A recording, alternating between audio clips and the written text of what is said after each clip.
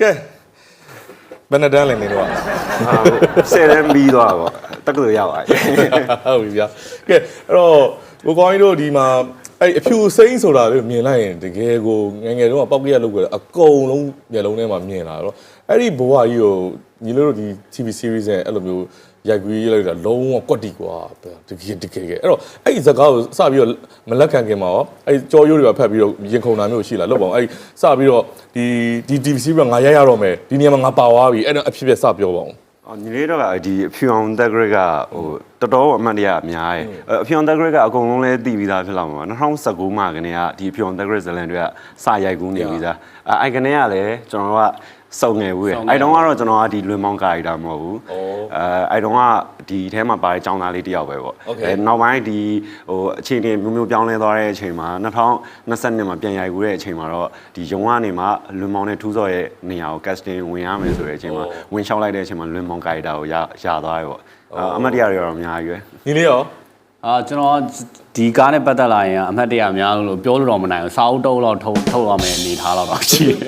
်ညီလေးရဲ့အပြင်မှာရှိတဲ့ lifestyle နဲ့ဒီလွင်မောင်ကကျတော့အခွေဒီ character ဆိုတော့အဲ့ဒါကိုညီလေးဘယ်လိုလူရွေးပွဲမှာဒီဇက်ကောင်သူများတကယ်ရွေးချယ်ခြင်းခံရအောင်ညီလေးဘယ်လိုစူးစမ်းလိုက်အဲ့တော့အဓိကကျွန်တော်2019မှာကနေငယ်လေးအပြင်မှာမျက်နှာပြောင်းတာတိတ်မဟုတ်ပဲねသူကအထဲထဲမှာကြောင်မျက်နှာပြောင်းလဲဆိုတော့ဒါဘယ်လိုပဲပြောတာတော့ challenge ပြောင်းမြန်ကြီးလေဟုတ်တယ်လားဒီကတော့ subscribe ကပေးလိုက်တဲ့အချက်လက်တွေရယ်ကျွန်တော်ဒီပြည်သက်ဟိုကြီးရှူရဲသူတွေရဲ့ရှူတောင်းကနေကြီးလိုက်တဲ့အချိန်မှာဒီလိုမျိုးလေးဆိုရင်ပို့ပြီးတော့သူတို့ကြီးလို့ကောင်းမယ်ဒီတော့ပို့ပြီးတော့ကြိုက်ပြီးရွေးသွားတာထင်လဲဒီကတော့အဲ့လိုចောင်းခန်းထဲမှာခတ်ဆိုးဆိုးចောင်းသားလေးတကောင်အဖြစ်သူတို့မြင်သွားလို့ဖြစ်ပါမယ်အဲ့ဒါကိုဒီဘယ်သူရှိရ modify နေမှာလုပ်သေးတယ်ငယ်ငယ်တုန်းကတငယ်ချင်းဘယ်သူတွေပါအဲ့လိုမျိုးလုံးနေညာရွယ်တငယ်ချင်းတွေအဲ့လိုနောက်ဆုံးတန်းမှာပတ်ပြီးတော့လေအဲ့လိုဆရာမကြီးနဲ့လည်းတိတ်ပြီးတော့အဆင်မပြေဘူးပတ်ပြီးတော့တောင်းချမ်းနေတဲ့အကောင်တွေရဲ့ဟာကိုအဲ့လိုအကျင့်စရိုက်တွေကိုယူထားတာတော်တော်များများယူထားတယ်မြင်ထားတယ်ကဲငါဒီရောကျွန်တော်ကတော့အဲ့လိုစိုးလိုက်လိမ်မာလိုက်ပါပဲကျွန်တော်ចောင်းသားဘွားကလေးကလိုမျိုးတအားကြီးလဲစိုးတဲ့ထဲမှာမပါဘူးတအားကြီးလဲလိမ်မာတဲ့ထဲမှာမပါဘူးလဲလက်ပေါ့ဒါပေမဲ့အခုတရုတ်ဆောင်ရတာကြတော့တရုတ်ဆောင်ရတာကြတော့ဘာမှတော့မဆိုင်ဘူးကျွန်တော်အဲ့ထိန်လေးရောက် character ကြီးကဟိုတနာစရာကြီးထဲမှာတော့တနာစရာကြီးငယ်လေးကတနာစရာကြီးလေးကတနာစရာကြီးလုံးဝကျွန်တော်ကတော့တနာစရာတစ်စမ်းမှမဟုတ်ဘူး အဲ့ထဲမှာမိပါမယ်နော်မိဘလည်းမရှိဘူးအဲ့လိုမျိုးနေထားကြီးဆိုကျွန်တော်ဒီထဲမှာလုံးဝ dramatic ကြီးပေါ့ dramatic ကြီးတရုတ်ဆောင်ရတာအဲ့တော့အဲ့ဒီကားထဲမှာတကယ်ချင်းဒီ9ယောက်ရဲ့ပေါ့နော်ဒါ friendship ကိုပေါ့ဖန်တီးထားရပေါ့နော်အဲ့တော့အခုလည်းညီလေးတို့အပြင်မှာလည်းအဲ့ဒီ9ယောက်ခုထိတွဲနေတယ်ဦးမယ်လို့ဟိုဒီတကယ်ချင်းလိုမျိုးတွဲဆက်တယ်မပြောဘူးပေါ့ကြားတယ်ပေါ့နော်အဲ့တော့အရင်ဆုံးအဲ့ဒီလိုမျိုးတကယ်ချင်း9ယောက်အနေနဲ့ဒီလိုတရုပ်ဆောင်ရတော့မယ်ဆိုတော့အဲ့ဒီ friendship ရဲ့ relationship တကယ်ကိုညီကိုလိုမျိုးတကယ်ချင်းဟိုးအရင်တွေကကွာသူငယ်တန်းတွေကခင်လိုက်တကယ်ချင်းလိုမျိုးခင်နဲ့တကယ်ချင်းလိုမျိုးမျက်လုံးအကြည့်တွေကစအပြောဆိုလေယူလေသိန်းရစအဲ့ဒါကြောင့်ဒီလိုပင်းတရမှာဘာဘယ်လိုမျိုးလေ့ကျင့်ကြလဲအဲ့ဒါတော့ဒီကျွန်တော်တို့ရုံကတယုံနဲ့ဖြစ်တဲ့အတွက်ကြောင့်မလို့အကောင်လုံးကဒီစကားမရိုက်ခင်ကလေးကဒီတလားလောက်ကြိုပြီးတော့တူနေတယ်တူသွားတူစားဆိုအဲ့မှာတွေကခင်မင်နေကြပြီတယောက်ပြောမနာဆုံးမနာပေါ့ဟိုစကားထဲမှာဆိုရင်ကကျွန်တော်တို့က age level တွေကအကိုရင်းကြီးတွေခေါ်ကြမလို့လေမင်းနဲ့ငါပဲပြောရမှာဆိုအဲ့လိုမျိုးအကျင့်ဖြစ်အောင်ပေါ့မင်းနဲ့ငါရင်းနဲ့ချတာအတက်တွေပါခဏမိတ်တော့တရုပ်ဆောင်ဆိုအဲ့လိုမျိုးအဲ့မှာတဖြည်းဖြည်းရင်းနှီးသွားပြီးတော့မှပြောမနာဆုံးမနာဖြစ်သွားတာပေါ့အဲ့မှာရိုက်တဲ့ချိန်မှာအခက်ခဲမရှိတော့ဘူးပေါ့ဒီဇာတ်ရရတော့မယ်ဆိုကြတဲ့ဟိုမှာဒီဘက်ကတခါလေးကျရင်ဖောင်းနိုင်မျိုးရှိတယ်ဆိုတော့ကိုကနားလေပြီးတော့ခွင့်လို့တွေအဲ့မျိုးပုံစံမျိုးဖြစ်သွားတာပေါ့နော်ကျင်းနေတာပေါ့မကျင်းနဲ့လည်းမကျင်းနေဘူးပေါ့ဒါ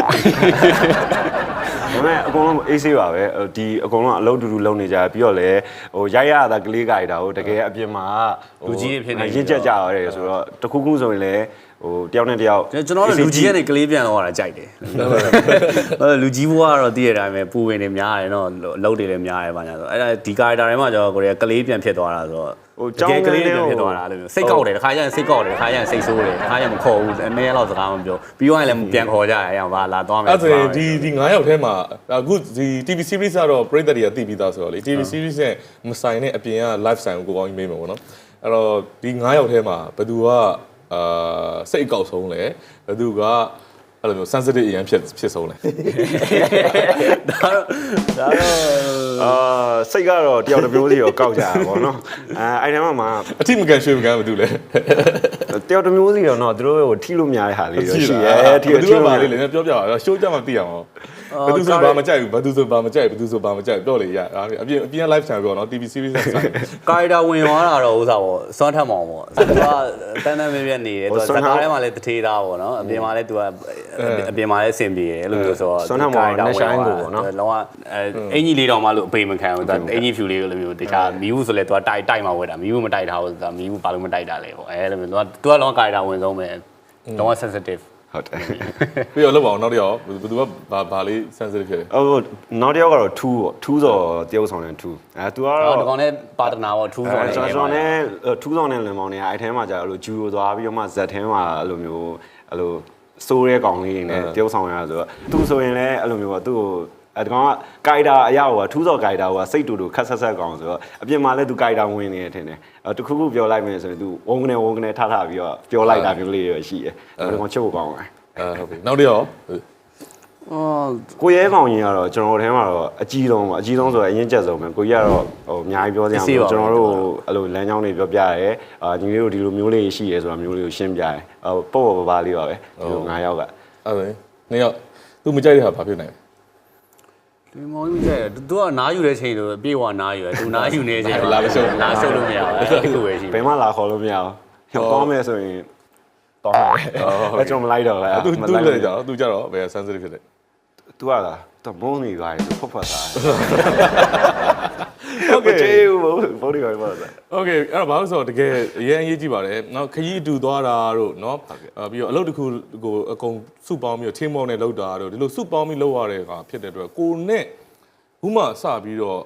မြင်ရတဲ့သူတွေဒါမှမဟုတ်ခုမှလက်တွေ့ရတဲ့သူတွေဆိုရင်ဒီလိုအရန် flexible ဖြစ်အောင်ညှိနှိုင်းရအရန်ခက်ခဲတာရှိပါတယ်အဲဒါကြောင့်သူတို့ဇက်ကားရိုက်တယ်ဆိုလေထုံနီ၎င်းပင်းတယောက်သွားပြီးတော့အဝေးသွားပြီးတော့ရိုက်ကူးရိုက်ပြီးတော့တကယ်ညီကိုလိုမျိုးဟိုးအရင်ကငယ်ပေါင်းကြီးပေါ်တကယ်ချင်းလိုမျိုးဖန်တီးရတာဖြစ်တဲ့အတွက်ဒါတွေက